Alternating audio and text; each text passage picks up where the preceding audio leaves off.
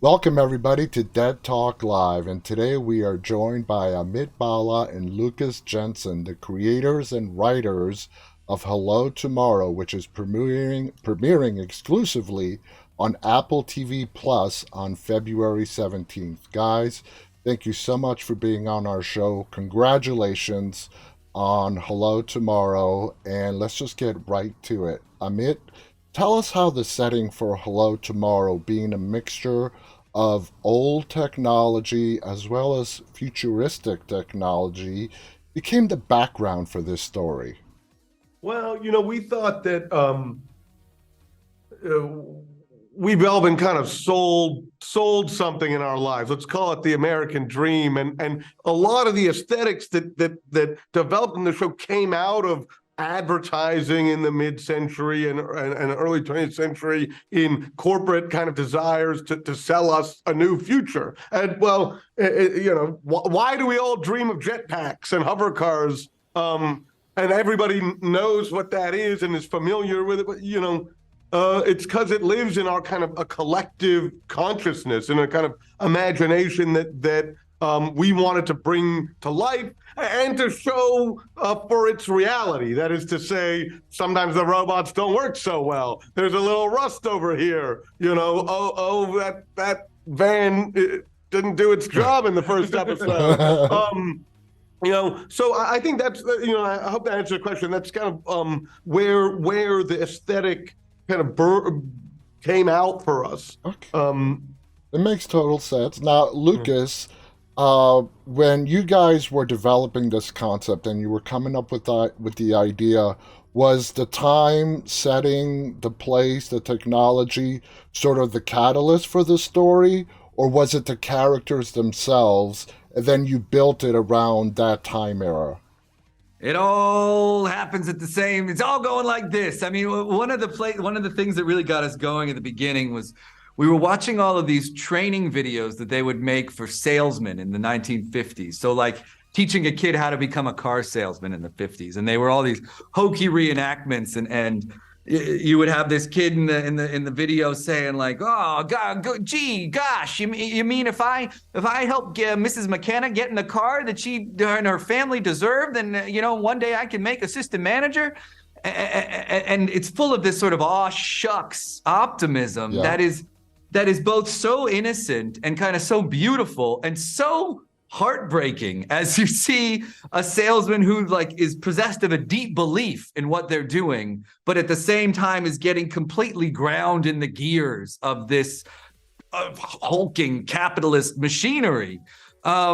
It's a care, and so yes, that's the time, but it's also the people. Yeah. It's a time of people, and it's a show about people who are delusional and who organize their lives around delusions because they've been sold the idea that their lives are going to be or should be better than they really are. Absolutely. Now, I mean, the visuals in Hello Tomorrow are absolutely stunning. I mean, just beautiful. Was it incredibly difficult to get a studio to sign on board uh, due to the complex nature of what would be involved in bringing all these visuals to life? It took a lot of salesmanship. yeah, you're selling people to make a big TV show like this on two guys who hadn't made a TV show before. Did take a little bit of magic there, but I honestly think that the studio and Apple and like they got it. They knew that people would like this. I think that excited them about it. They knew that like being able, we would be able to talk about today in with this kind of cool distance, that there's a kind of, we all have this nostalgia that things were better at some time in the past, and we all have this belief that everything's going to be solved in the future when they invent that thing. Yeah.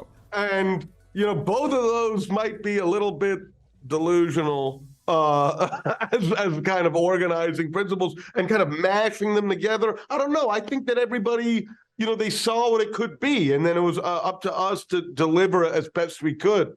Absolutely. Now, Lucas, we don't see many traveling salesmen anymore these days. One of the messages that I got from this story is that The world we live in, the stuff around us can change, but human nature tends to stay the same. Do you agree with that?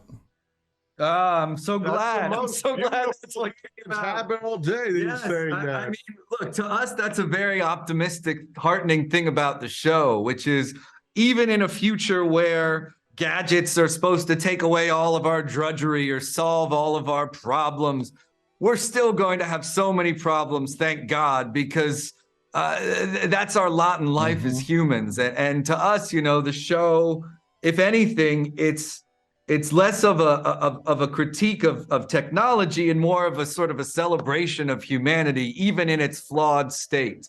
We talked about delusion, and the world of the show is a delusional world. But the same delusions that make you want to move to the moon or sell somebody else to move to the moon, those are very similar to the delusions that make us want to fall in love or forgive people or do those kinds of crazy delusional acts. So for us, those are very similar muscles. And we hope that the show animates the idea that our human capacity to tell ourselves stories about what the world could or should be like both leads us to ruin and is the only thing that will save us. Now, let's talk a minute about the main character, Jack. Please. Multi-layered character, brilliantly played by Billy Crudup. How could, he could be any real-world figure in the last 50 years or more. He could be anybody. What was the inspiration behind the character of Jack? Jack, well, there's a very brilliant documentary by the Maisels brothers about salesmen that informed our sense of Jack. We thought about a world in which kind of consumerism or gadgetry was the religion or was what organized our lives. And in a world like that, the salesman is the priest. And so let us make the great a great salesman worthy of the world that we've created and worthy of the kind of delusions that we're all living in now. I mean, Jack is let's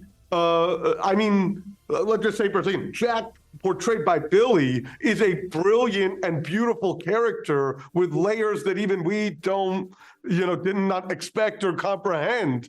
There were many times on set where Billy would read a line and you'd be like, holy shit, that's, you'd read the line 100 times editing it, and it was never in your mind the way he said it, and that's the way it is in the cut, because he was able to find a depth to it that it was so inspiring to us. I mean, Jack's a very complicated cat, but those are the guys worth paying attention to a little bit in a TV show, and I think that he embodies very potently paradoxes that we all embody and contradictions that we all embody. Very true. Especially in his role as a father. Not to mention his stuff. No, he is a salesman and he's a father as well. There's this the wonderful moment in the second episode where he's taken Joey, his young mentee, along, and Joey gets his first crack at a sale and it doesn't go well. And Billy turns to him and says with a totally straight face, "Well, that's the best first shot I've ever seen." Yeah. And he knows it's a lie. Joey knows it's a lie. The audience knows it's a lie. It's the biggest lie anybody's ever put on television. But he sells it. Billy sells it with this amazing conviction where you think, well, if he just hears that enough, maybe it's going to work out. We're both fathers. Amit became a father days before our writers' room opened on this show for the first Congratulations. time. And thank you.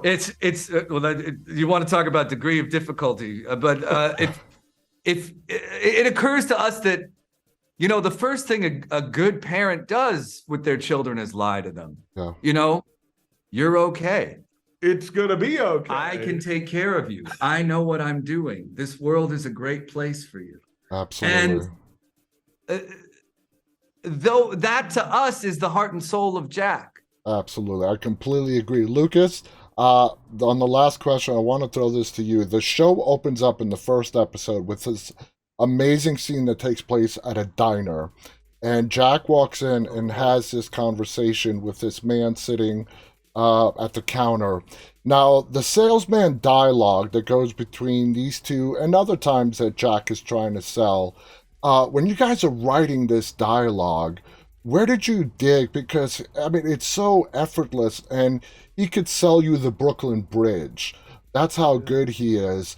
Was that Billy just putting in his own spin on the character, or was that Well, all no, stuff I mean that you guys you wrote? can't do better than Billy. I mean, the Yeah. performance is for the ages, and everybody needs to see it. But you know, I'm glad that first scene to us is something obviously that we worked and revised for literally years to get it tuned. And the important thing to us and to Billy about that scene is it's not a sales pitch. He's saving a man's life. Yeah. And that's the thing about Jack as a character. It's the reason he can sell you anything. It's not because he's got the fast lingo. It's because he looks into your eyes and he knows what you need to hear as a human being right now. And in that scene, he walks into a bar and he sees a man who's overcome with despair. And he says to himself, Jack does, well, God damn it, I can't let this man drink himself to death. Yeah. I need to give him something to believe in. And you see him in the course of those first few minutes of the show take a man from the depths of the despair to a hope in tomorrow. And it's terrifying that a salesman can do it, but it's also very uplifting. And when you see Billy do it, God damn, you believe it. He's amazing. And that's the show. That's the show in a nutshell for us. I'm so glad that you picked up on that. I want to thank the both of you, Amit Bala, Lucas Jansen. The show again is called Hello Tomorrow. It is premiering Friday, February 17th with the first 3 episodes. You guys got to check this show out. Visually beautiful, amazing cast, dialogue. It has it all. So please check it out. Thank you guys. On behalf of Amit and Lucas and myself, stay safe and stay walking. Goodbye, everybody.